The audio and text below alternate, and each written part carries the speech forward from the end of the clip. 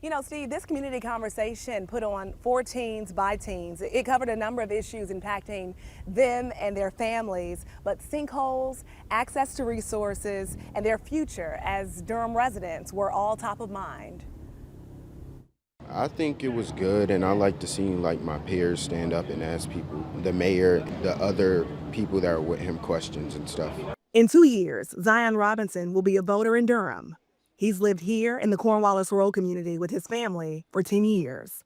And from his 16-year-old perspective, he shared with me the issues he believes plague this community. Drug abuse, gun violence, and things not getting fixed around here. One of the things he's referencing is potholes not being fixed. LaShawna Lunsford recently moved away, but told me they're a real problem here. Damage to cars, has them to have to walk further. It makes them think that they're not cared about out here in this community. I took her concerns to the Durham Housing Authority interim CEO, Anthony Snell, who says it's a stormwater drainage issue that's a result of the age of the infrastructure. It's a process, he says, could take about 2 months. That the community is looking for expedited repair, and I would love to do it, but I can't do it. It's just because of the nature of the work itself. It doesn't allow me to replace a stormwater system within 24 hours. That's not going to happen. The Durham Housing Authority oversees the Cornwallis Road apartments. Of its 581 residents, 96% are African American.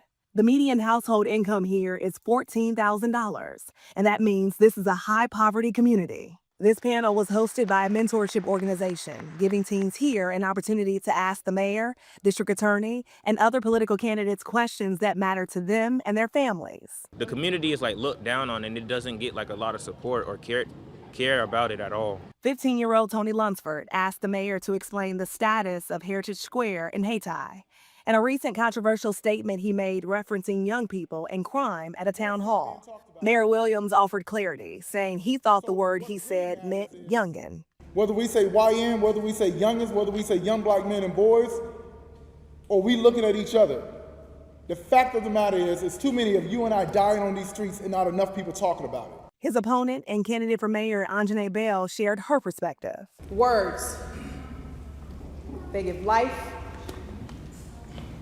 or death. If you don't understand the word, don't use the word.